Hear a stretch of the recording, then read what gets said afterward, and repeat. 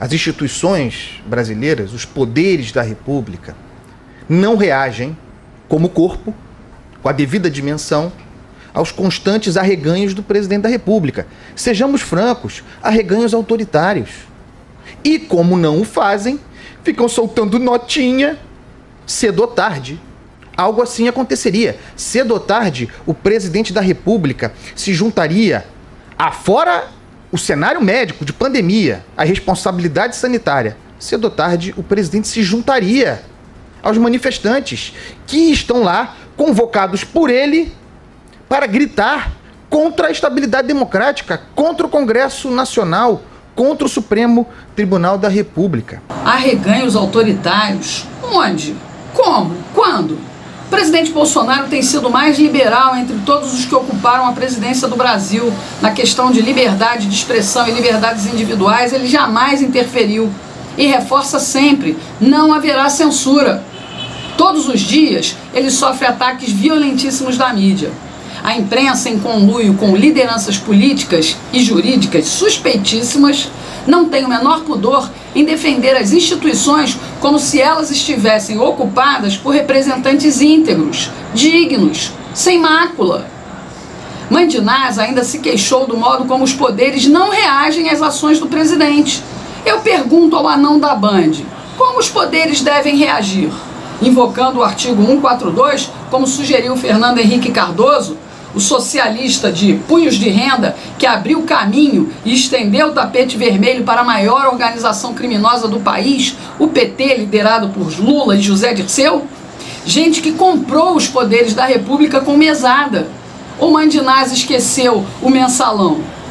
Os mesmos poderes da República que depois receberam propinas extraordinárias, advindas de contratos espúrios que levaram a Petrobras à falência. Isso mesmo. Se você não sabe, anão da Band, a Petrobras faliu por conta da corrupção nos podres poderes da República. Até agora, um desses poderes da República, o STF, não condenou nenhum dos denunciados do outro poder da República. Ao contrário, todos os integrantes envolvidos do Congresso estão flanando por aí, livres, leves e soltos, pregando, eles sim, um golpe para tirar Jair Bolsonaro do cargo de presidente da República. Você e seus companheiros da mídia não enganam mais ninguém. Arreganho autoritário é esse discursinho na rádio. Pessoal, o cuspidor de opinião está irritado porque a imprensa perdeu o monopólio da informação para as redes sociais, que detectam em tempo real a manipulação, a desinformação, a mentira. Lembra aí do exemplo recente da Globo, lá com Drauzio Varela e o Traveco na cadeia? O anão pede, por coincidência, claro, o mesmo que outros formadores de opinião estão pedindo hoje na mídia.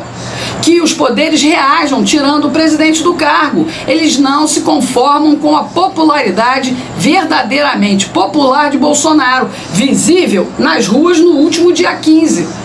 Vamos ouvir o anão mais um pouco. A pandemia corresponderá a um tremendo impacto econômico, já está dado. O crescimento prometido, aliás, pelo Paulo Guedes não virá, já não viria, porque também agora estão usando o coronavírus para justificar o PIB de 2019, hein? Mas o fato absoluto é que o presidente percebe que está cercado pelos fatos, acossado por uma pandemia, sem entregar o que foi prometido, sob o risco real de perder o apoio de quem tem dinheiro, dos tais mercados, que acreditavam que seria possível fazer reforma liberal sob o que é claramente um programa autoritário de poder. Acreditaram que seria possível fazer reforma estrutural liberal num país cujo principal gerador de crise é o presidente da República. E aqui eu estou para dizer a verdade, o comportamento do presidente ontem foi de um sociopata. Programa autoritário de governo, gerador de crises, sociopata. Nossa, o anão da Band carregou no editorial, hein? A quem? Quais interesses atendem esses ataques covardes, vis, caluniadores? Esse é o modus operandi Mandinasa, com selo de qualidade de quem não acerta nunca.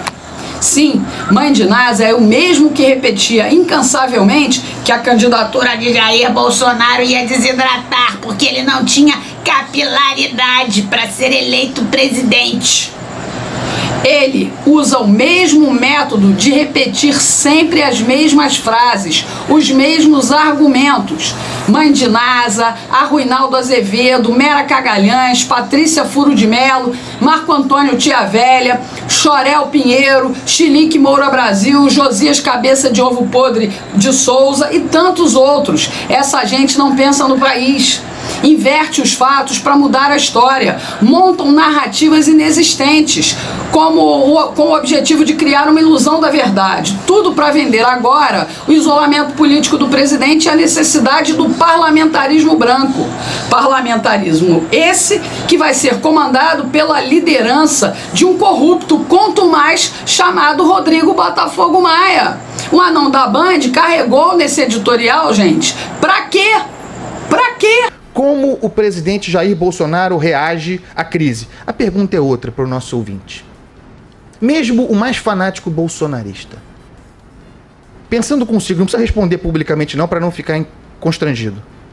Alguém avalia que o presidente Jair Bolsonaro é o líder adequado para enfrentar a tempestade perfeita que se arma? Mãe de Nasa é assim, pessoal. Ele e seus coleguinhas da mídia rejeitam a autoridade que o povo brasileiro deu ao seu legítimo representante, o presidente Bolsonaro. Eu vou aproveitar e vou responder essa questão do Mãe de Nasa. Eu vou responder. Bolsonaro é o líder que autorizou o ministro Paulo Guedes a dispor de 150 bilhões de reais para manter o país no caminho e na ordem da recuperação econômica. É o mesmo líder que apoia as diretrizes do ministro da Saúde, o Henrique Mandetta, no combate à epidemia. O mesmo que também ministros como Sérgio Moro, Tarcísio Freitas, Damares Alves, o general Heleno e todos os outros trabalhando para que o país não sofra as consequências desse vírus de laboratório criado pelos chineses. Ele sim é o líder desta nação, o melhor que poderíamos ter nesse momento, nessa hora da nossa história. Mas ora, o anão da Band estava mesmo preocupado com a contaminação? Será? Por que ele não demonstrou essa mesma indignação durante o carnaval? Há menos de um mês, Mãe de Nasa desconhecia o vírus que já causava estragos socioeconômicos pelo mundo afora.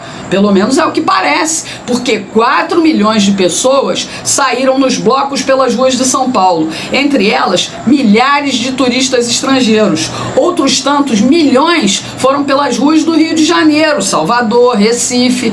Zero precaução, zero preocupação, mas bastou menos de 1 milhão de pessoas nas ruas em todo o país no último domingo que esse é o grande motivo para a histeria que a imprensa quer provocar entre os brasileiros. Mas a festa que reuniu 1.300 pessoas na inauguração da CNN Brasil, em São Paulo, 3 dias antes do dia 15, não colocou ninguém em risco, não é mesmo? Hipócrita! Hipócrita! Nós fomos às ruas nesse 15 de março apenas para reafirmar o apoio ao presidente Bolsonaro. Agora eu pergunto, de quem vocês têm tanto medo? De Bolsonaro ou do povo que dá apoio ao presidente eleito democraticamente? Mãe de Nasa ainda termina o seu libelo em defesa dos corruptos, acusando o presidente de usar o povo para emparedar as instituições. O que não veio até agora é uma palavra de corpo de um poder da República contra esses arreganhos. Contra a constatação óbvia de que o presidente da República não está à altura do cargo. Vem desde dentro do Palácio do Planalto o estímulo à desordem. E isso não tem como acabar bem. A linguagem golpista está no ar. O ambiente de crise econômica, depressão política, é o ambiente propício para que os golpistas se manifestem. Só faltou mesmo o anão da Band pedir que Mourão dê um golpe e retire Bolsonaro da presidência, repetindo as mesmas abobrinhas da jurista descabelada das ideias, a Janaína. E ele ainda se diz um democrata. Esse tem método, mas não vai funcionar. Até lá.